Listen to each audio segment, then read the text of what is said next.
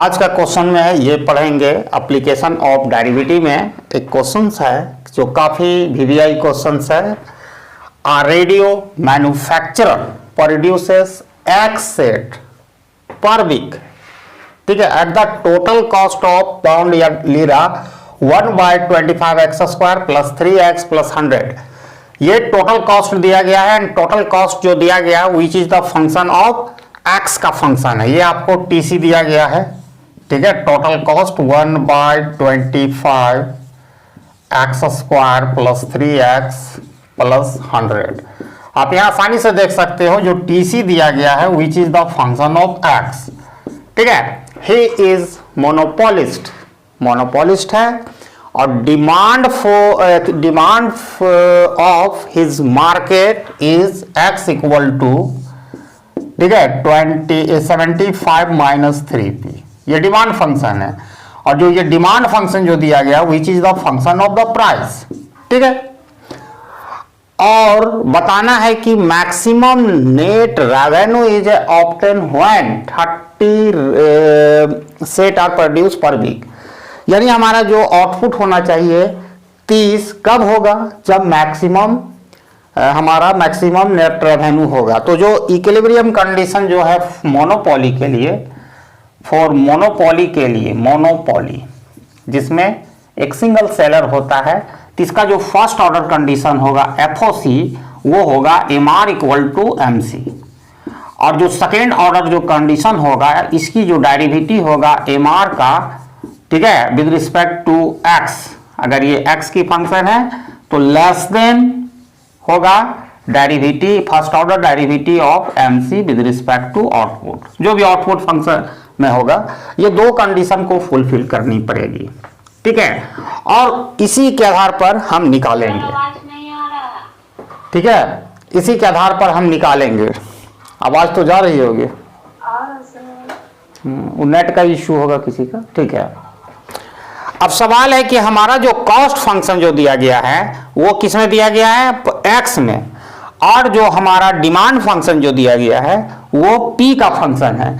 तो यहां पर हमको कुछ करनी पड़ेगी, क्योंकि हम कॉस्ट फंक्शन में कोई परिवर्तन नहीं कर सकते हैं, तो हमको डिमांड फंक्शन को एक्स के फंक्शन में कन्वर्ट करना पड़ेगा।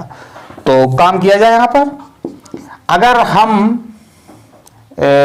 एक्स को उधर भेज देते हैं और ये सबको x को उधर भेज देते हैं, ठीक है, तो और ये -3p को इधर ले आते हैं तो ये +3p हो जाएगा इक्वल टू 75 होगा। ये इधर ले जाएंगे तो प्लस हो जाएगा, ये 75 एज इट इज रहेगा और ये x को उधर भेज देंगे तो -x होगा, साइन चेंज होता है। तो देयरफॉर p इक्वल टू हम इंप्लाई कर सकते हैं 75/3 और यहाँ हो जाएगा x/3। अब यहाँ देखो कोई भी बच्चा भी जानता है 25 3 जा 75, तो 25 तिया 75 होता है, सबको पता है, -x/3।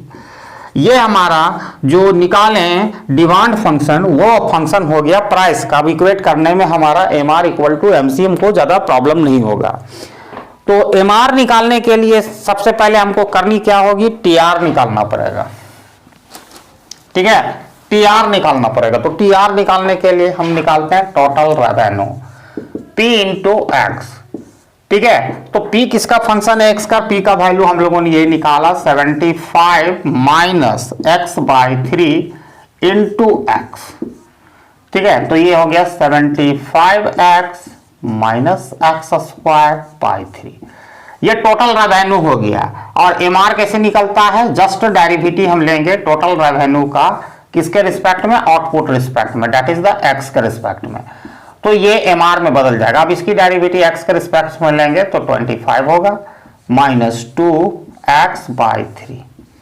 ये हमारा MR भी निकल गया। अब MC निकालने की जिम्मा हमें है, तो MC कैसे निकलेगा उस पर हम बात करते हैं।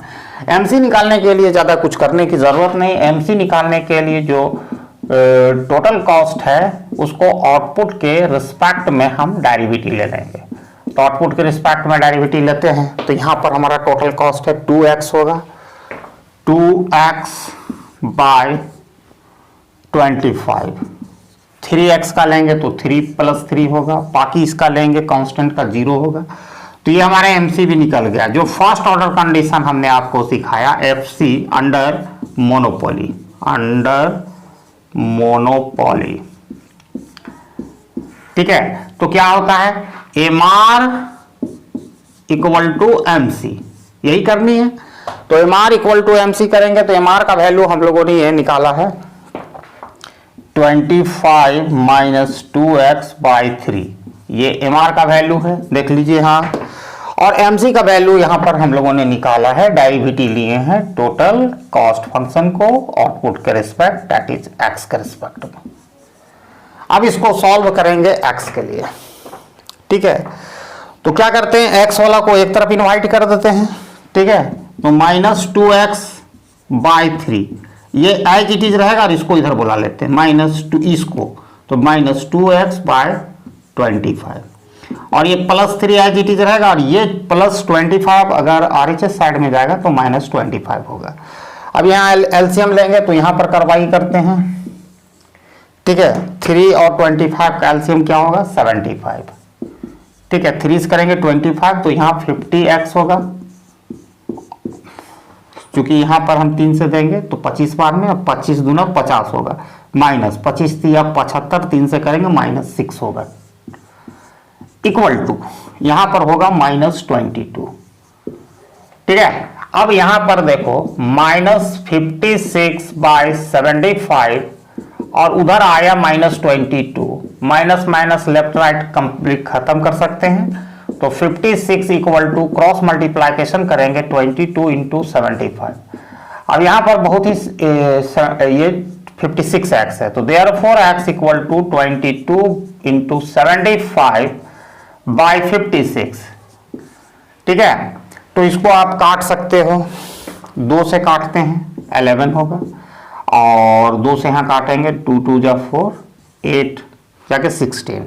इसको अब हम मल्टीप्लाई करेंगे 1175 को, तो कुछ इस तरह फिगर आएगा 825 आया। तो 825 को हम 28 से डिवाइड करते हैं तो अप्रोक्सीमेटली 29.46 आएगा, अप्रोक्सीमेटली, ठीक है। यानी मैंने आपको अप्रोक्सीमेटली आ रहा है, ठीक है।